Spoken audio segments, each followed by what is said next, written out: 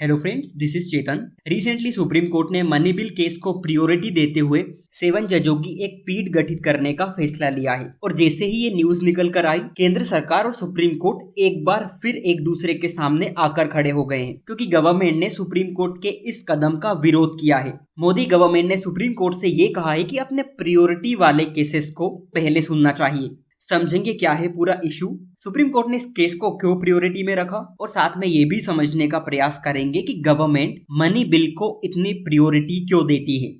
Actually हुआ ये कि मोदी गवर्नमेंट पर फाइनेंस बिल को ऐसे मनी बिल के रूप में पारित करवाने को लेकर एलिगेशंस लगे हुए हैं। गवर्नमेंट बहुत सारे बिल को लाती है और उन्हें मनी बिल में कन्वर्ट करके पारित करवा लेती है, जो कि पार्लियामेंट्री डेमोक्रेसी और संविधान की भावनाओं के खिलाफ है। और इसी मामले को सुनने के लिए DY चंद्रचूड़ की अध्यक्षता में 7 जजों की संविधान पीठ बैठ चुकी है। और जैसे ही सुप्रीम कोर्ट ने इस मामले को सुनने के लिए प्रायोरिटी दी, केंद्र सरकार ने इसका विरोध किया। और केंद्र सरकार की तरफ से भारत के सॉलिसिटर जनरल तुषार मेहता ने ये कहा है कि सुप्रीम कोर्ट को पॉलिटिक्स के आधार पर केसों को प्रायोरिटी नहीं देनी चाहिए। फ्रेंड्स, गवर्नमेंट पर यह आरोप भी कि वहां बहुत सारे bill as a money bill के रूप में पेश करती है, जिसे संसद से पारित करवाना आसान हो जाता है। इसमें prevention of money laundering act है, इसे भी मनी बिल के तौर पर पेश किया गया, क्योंकि इस बिल ने एनफोर्समेंट एजेंसीज को बहुत सारे पावर्स दे दिए, चाहे वो किसी को अरेस्ट करना हो या किसी पर रेड मारना हो। इसी तरह फाइनेंस एक्ट को भी मनी बिल के तौर पर पेश किया।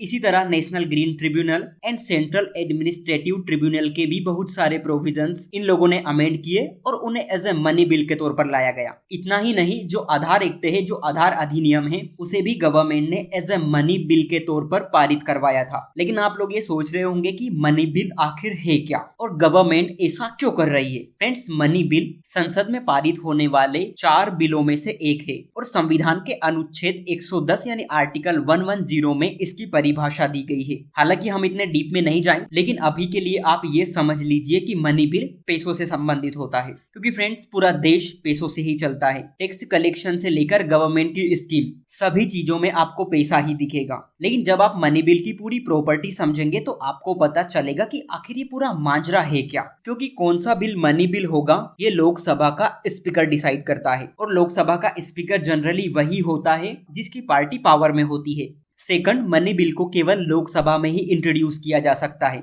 इसका मतलब है कि यहाँ पर राज्यसभा की शक्ति सीमित नजर आती है। नंबर 3, अगर लोकसभा का स्पीकर किसी बिल को मनी बिल घोषित कर देता है तो उसके बाद किसी कोर्ट में इसको क्वेश्चन के लिए नहीं भेजा जा सकता। इसका मतलब है कि मनी बिल पर फाइनल अथॉरिटी लोकसभा के स्पीकर की होती है। उसी के हाथों में ये रहता है कि कोई बिल मनी बिल है या अदर बिल है। अब इसके पीछे की पॉलिटिक्स समझने की कोशिश करते हैं। लोकसभा में मनी बिल को इंट्रोड्यूस किया जाता है और जनरली जो पार्टी पावर में होती है उसका लोकसभा में बहुमत होता है, यानी मेजोरिटी होती है। इसका मतलब है कि वहां लोकसभा से आसानी से पारित हो जाता है। मनी बिल को राज्यसभा में भेजा जाता है, बट यहीं पर पेच फंस जाता है, क्योंकि मनी बिल पर राज्यसभा को 14 दिनों के अंदर स्वीकृति देनी पड़ती है। और अगर राज्यसभा स्वीकृति नहीं देती तो इसे राज्यसभा से भी पारित मान लिया जाता है। इसका मतलब है कि मनी बिल पर राज्यसभा का कोई कंट्रोल नहीं है। और अगर किसी गवर्नमेंट को कोई सा बिल पारित करवाना है और उसकी लोकसभा में मेजोरिटी है, राज्यसभा में नहीं है, तो वो गवर्नमेंट क्या करती है, उसे मनी बिल में चेंज करती है और लोकसभा में इंट्रोड्यूस कर देती है। लोकसभा में पारित हो जाता है, इसका मतलब है कि वो पूरा बिल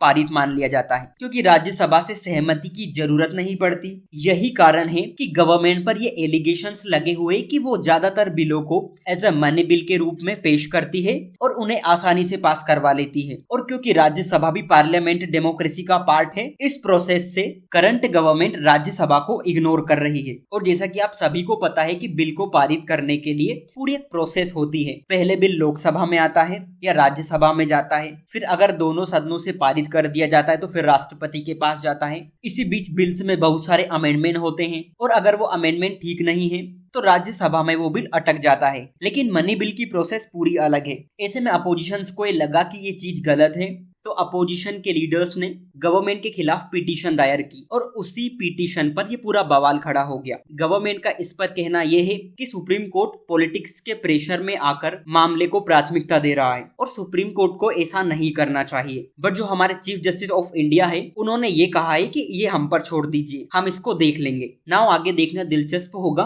कि इस केस पर किस तरह से सुनवाई होती है और सुप्रीम कोर्ट का इस पर क्या डिसीजन निकल कर आता है। सो आज के लिए इतना ही। Thank you.